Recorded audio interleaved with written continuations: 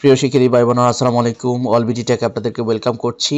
আজকে আমরা জানবো যে 2022 সালে কিভাবে নতুন ভোটার আইডির জন্য আবেদন করবেন, বিস্তারিত তথ্য শেয়ার করব আজকের এই ভিডিও লেসনটিতে। তো নতুন এই সার্ভারে কিভাবে আপনারা আবেদন করবেন, কোন কোন ডকুমেন্টস লাগবে কিনা, এই বিস্তারিত ব্যাপার থাকছে।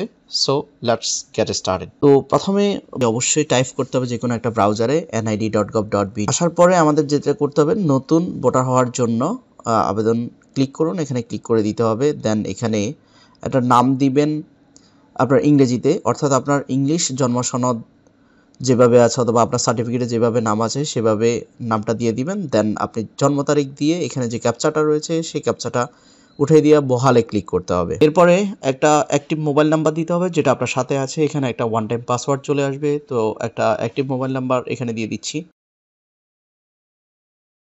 দেন বার্তা পাঠান ক্লিক করে দিতে হবে। ওকে, একটা ওয়ান টাইম পাসওয়ার্ড চলে আসছে মোবাইলে, আমি এখন টাইপ করে দিচ্ছি। এখন এই অ্যাকাউন্টটা মনিটরিং করার জন্য, আপডেট করার জন্য, তথ্য হালনাগাদ করার জন্য আপনি ইচ্ছা করলে একটা অ্যাকাউন্ট সেট করে রাখতে পারেন, না রাখলে আপনি বাতিলে ক্লিক করে সামনে চলে যাবেন। তো আমি একটা অ্যাকাউন্ট তৈরি করে নিচ্ছি, অর্থাৎ ইউজার নেম এবং পাসওয়ার্ড একবার দিয়ে দ্বিতীয়বার আবার রিটাইপ করে অ্যাকাউন্ট করে নিচ্ছি। ওকে, হয়ে গেল। ইচ্ছা করলে সেভ করে রাখতে পারেন অথবা নেভারে ক্লিক করে দিতে পারেন। এখন আমরা প্রোফাইলে ক্লিক করব। প্রোফাইলে ক্লিক করার পরে এখানে দেখতে পাচ্ছেন যে এডিট অপশন রয়েছে, এডিট অপশনে ক্লিক করে দিব। এখন সম্পূর্ণ তথ্যগুলো আমরা দিয়ে দিব। এখানে বাংলা নামটা দিবেন অ্যাজ ইট ইজ, যেরকম আছে আপনার জন্ম নিবন্ধনে বা সার্টিফিকেটে।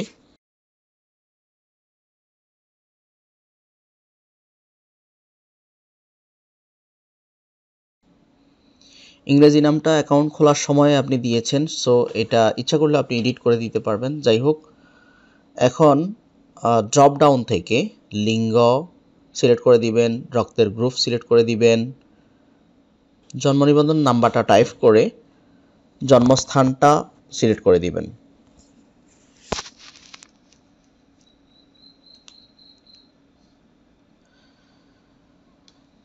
এবং জাতীয়তা দিয়ে দিবেন। এই পর্যায়ে যেটা করতে হবে যে পিতার তথ্য দিতে হবে, অর্থাৎ পিতার এনআইডি অনুযায়ী যদি মৃত্যু হয় সেক্ষেত্রে মৃত্যু নিবন্ধন অনুযায়ী বাংলা এবং ইংরেজি নামটা এখানে টাইপ করে দিতে হবে। ওনার ভোটার নাম্বার যদি থাকে সে ভোটার নাম্বারটা দিয়ে দিতে হবে, আর মৃত্যু হইলে কোন সালে মৃত্যু সেটা উল্লেখ করে দিতে হবে। পিতার এনআইডি নাম্বার না থাকলে পিতার মৃত্যু সনদ নাম্বারটা দিয়ে দিতে পারেন বা জন্ম সনদ নাম্বারটা দিয়ে দিতে পারেন। এরপরে মাতার তথ্য লিখে দিতে হবে, বাংলা এবং ইংরেজি নাম, মাতার এনআইডি নাম্বার, মাতার ভোটার নাম্বার দিলেও হবে না দিলেও হবে, আর যদি মৃত হয় সেক্ষেত্রে মৃত সালটা উল্লেখ করে দিবেন। যে কোনো আপনার বড় ভাই বা বড় বোনের তথ্য দিয়ে দিবেন।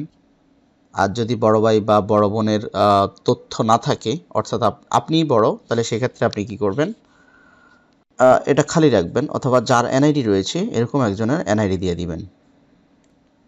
তারপর আপনি যদি ম্যারিড হন সেক্ষেত্রে আপনার স্ত্রীর নাম, বৈবাহিক অবস্থা, স্ত্রীর বাংলা নাম, স্ত্রীর এনআইডি এইগুলো উল্লেখ করে দিবেন।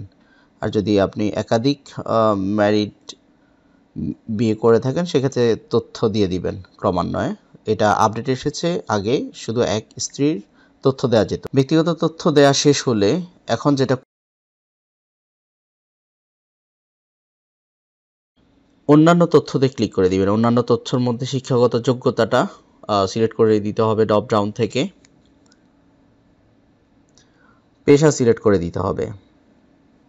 তারপর যদি কোনো অসমর্থ থাকে, অর্থাৎ যদি প্রতিবন্ধী হয়ে থাকে বা অন্য কোনো কারণ যদি হয়ে থাকে সেটা মেনশন করে দিবেন। শনাক্তকরণ চিহ্ন থাকলে সেটা দিয়ে দিবেন। টিন নাম্বার যদি থাকে বা ড্রাইভিং লাইসেন্স যদি থাকে নাম্বার দিয়ে দিতে পারেন, পাসপোর্ট নাম্বার থাকলে দিতে পারেন। এরপর ড্রপডাউন থেকে ধর্ম সিলেক্ট করে দিতে হবে। একটা ফোন নাম্বার তো প্রথমেই দিয়েছেন, সেটা অ্যাটাচ হয়ে যাবে। তো সবসময় চেষ্টা করবেন প্রথমে যখন অ্যাকাউন্ট খুলবেন নিজের ফোন নাম্বারটা দেওয়ার চেষ্টা করবেন। এই সব কিছু ঠিকঠাক থাকলে যেটা করতে হবে, আমাদের 3 নাম্বার স্টেপে যেতে হবে। এই পর্যায়ে আমরা ঠিকানা সিলেক্ট করে দিব, অর্থাৎ অবস্থানরত দেশের ড্রপডাউন থেকে সিলেক্ট করে দিব। তারপরে ভোটার এরিয়া যদি স্থায়ী ঠিকানা করতে চান এখানে টিকমার্ক দিয়ে দিবেন। দেন এখান থেকে ড্রপডাউন থেকে আপনার বর্তমান ঠিকানা, অর্থাৎ বিভাগ, জেলা, উপজেলা, আপনি RMO সিলেক্ট করে দিবেন, আপনার থানা, মৌজা, তারপরে ইউনিয়ন তথ্য, ওয়ার্ড নাম্বার, গ্রাম, রাস্তা, পোস্ট কোড, এই বিস্তারিত বিষয়গুলো আপনি দিয়ে দিবেন। আর যদি কোনো বিষয়গুলো বিশেষ করে ওয়ার্ড কোড আপনি না জেনে থাকেন, সেক্ষেত্রে আপনার গ্রামটি কোন ওয়ার্ডে রয়েছে সেটা আপনি আপনার ইউনিয়ন পরিষদের ওয়েবসাইটে গিয়ে দেখতে পারেন, অথবা আপনার যদি ইউনিয়ন সম্পর্কে আইডিয়া না থাকে, যে কোনো একটা ভোটার আইডি নিয়ে সেটা দেখতে পারেন। আপনার যদি পোস্টাল কোড আপনার জানা না থাকে, সেক্ষেত্রে আপনার নিকটাত্মীয় বা ঘরের যে কোনো একজনের ভোটার আইডি নিয়ে আপনি সেখান থেকে তথ্য নিতে। এমনিভাবে স্থায়ী ঠিকানাও বর্তমান ঠিকানা যেরকম করেছিলেন স্থায়ী ঠিকানা এভাবে আপনাকে লিখে দিতে হবে এবং ড্রপ ডাউন থেকে সিলেক্ট করে দিতে হবে। সর্বশেষ যেটা করবেন, আপনি কোন এলাকায় ভোটার হতে চাচ্ছেন সেটা ড্রপ ডাউন থেকে সিলেক্ট করে দিতে হবে। কোনো তথ্য যদি বাদ পড়ে থাকে সেগুলো আবার রিটাইপ করে বা এডিট করে দিতে পারেন।